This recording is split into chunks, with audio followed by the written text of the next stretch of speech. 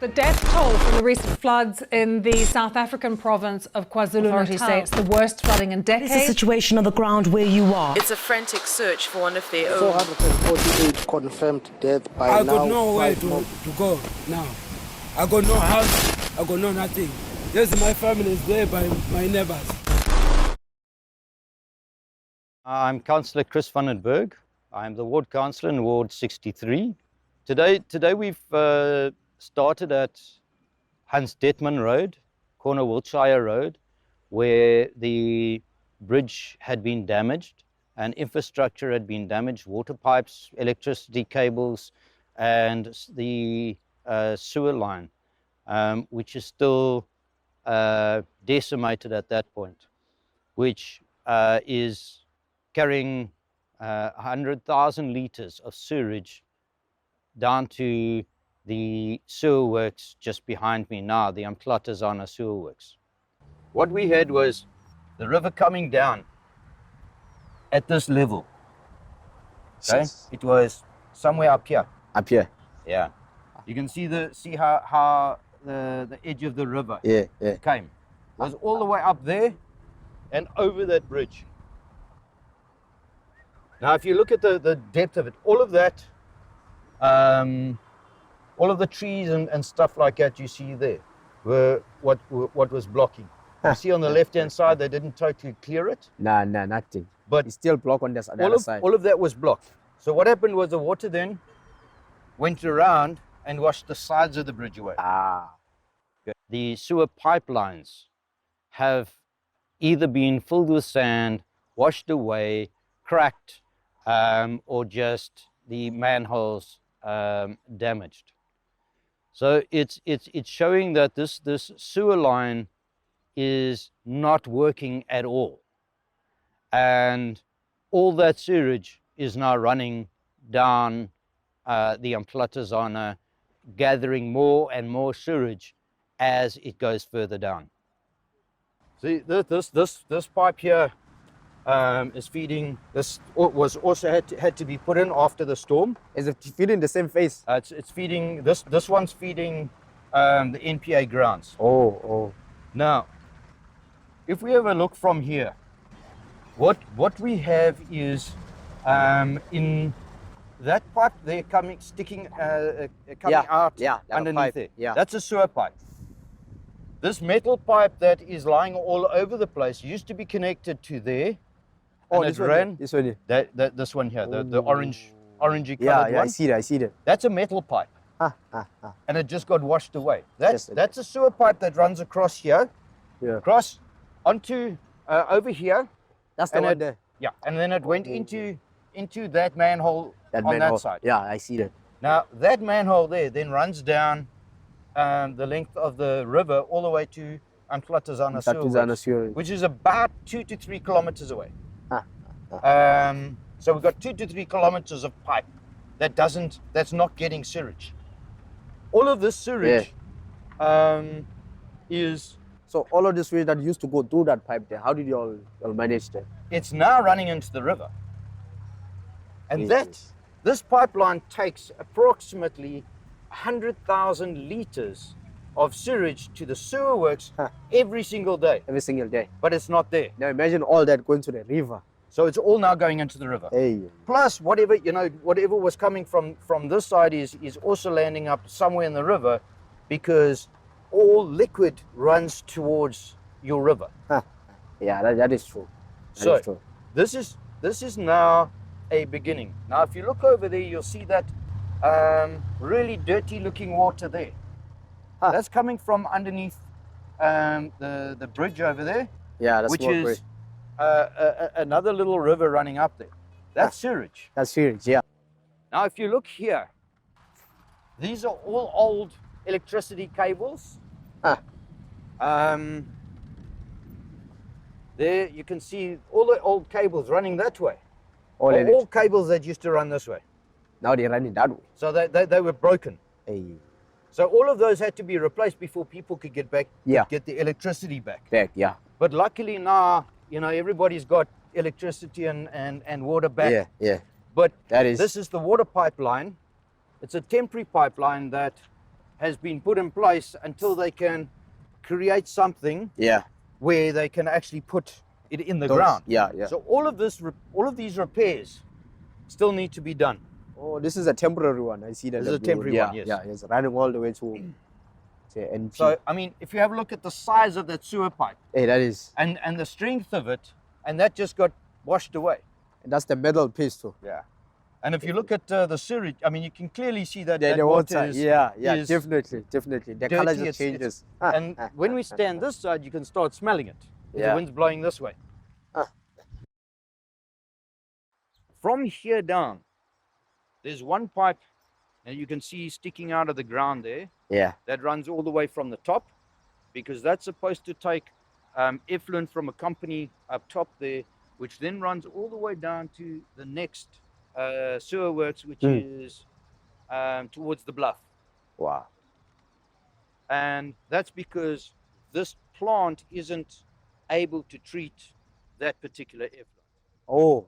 So it's a sewer plant that deals purely with sewage or only sewage, Yeah. and minor other things. But this line was put in very specifically to take sewage. Now that pipe there is sticking out of the ground. See. It's disconnected. The Durban beaches have been closed because of issues like this across the city. We have a sewer problem that is a disaster. The sewer line is just one small section of sewer line within the city, leading to a total of 21 sewer plants in the city that potentially have similar or the same problems. And 17 out of the 21 sewer plants themselves have had internal damage to the plant itself. The reason why you're not seeing toilet paper and Yeah. pieces running down the river, Yeah, I was about to ask that. is because when you've got pipes that run down that meet the main pipe. Now those are blocked with sand. Yeah. So what's happening is they're finding these smaller cracks to get the liquid out. Oh. But your yeah. solids are building up in that pipe, which is eventually going to go further and further back into the residential areas. So that's blocking. Some That is places happening, you're seeing a little bit of toilet paper and stuff running down and such like, but the reason you can't see it here is because that It's is blocked. building up. Yeah. And when that builds up, bacteria building up and health problems Starting. Yeah. getting worse and are going to get worse and worse and worse, in my opinion.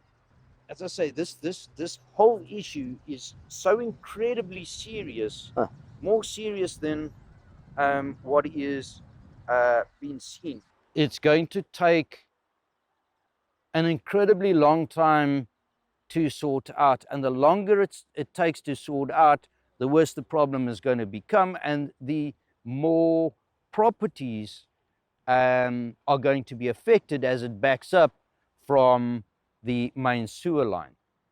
So the city then faces one of two options: either to open every single sewer line directly into the river until the main sewer line along the river is cleared, or they then will be suffering the sewer getting into the river anyway, and trying to clear and fix those pipes at the same time.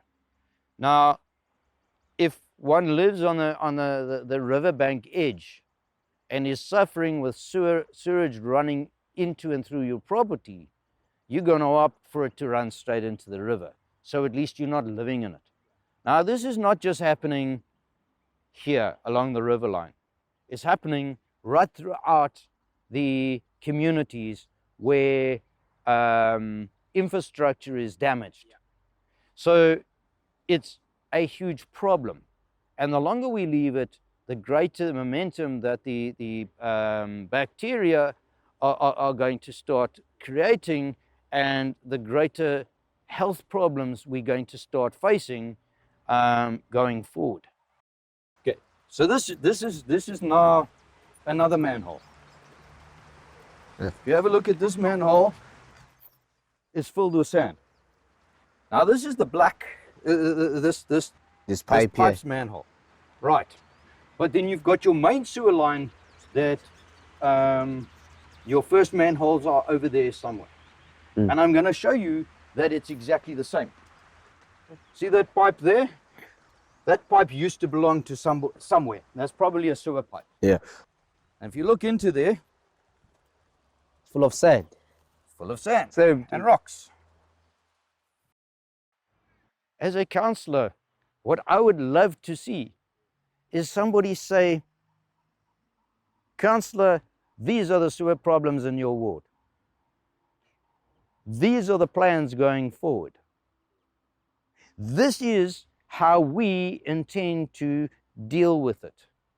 No matter what the current situation is, but at least tell me, which hasn't happened. The question now is, what are the city's plans?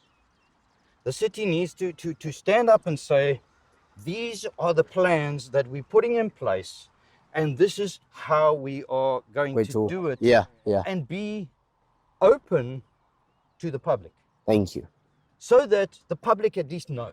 Public Now- would actually appreciate it. Now, you know, I believe that honesty is the best policy. Yeah. You know, I'd rather be honest with you and tell you something you don't want to hear than tell you a whole lot of nonsense. Yeah. Because if I tell you nonsense, somewhere down the line, you're going to get say fed you're up. talking Yeah. nonsense. Yeah, you're getting fed up. Whereas if you tell people the truth, Yeah. they then can plan. Yeah. Whether it be a water outage, and you know that it's going to be a week at least. True. If you tell people, guys, you're not going to have water for a week, they're going to be angry. Be straightforward. But at least they then going to plan every day for a week. Yeah. Because now they can actually plan, because now you're giving them, how to say, the information is accurate. Yes. You're not lying to the people. So if you're telling us we won't have water for a week, we will make a plan. Yes. As long as you deliver the promise that, okay, after 1 week we'll do this. Instead of lying, so first of all, people get angry because of lies and because of the things that are not being delivered. You're making promises, you don't deliver them. Making promises, you don't deliver them. That's the whole thing. So when you say honesty is the way to go, I really understand that. Yes. Because it is the key. They then should go to the public and say to the public exactly where they stand, where this whole sewer issue stands. So we then can at least have an idea. But at the moment, five months later, we still don't know anything. You know, certainly not from the municipality side. Either they still trying to grapple with everything, and it's a big job. Don't get me wrong, it's a big job. But by now they should have some idea. They should be able to step up and say, this is where we are, this is where we're going, and this is what we hope to accomplish to speed things up. I think as a councillor, the DA expects me to do my job, first and foremost. And in doing my job, I notify the municipality of the challenges. Now, the municipality has had a reputation of spending money in areas that, you know, more money in this area and less money in this area.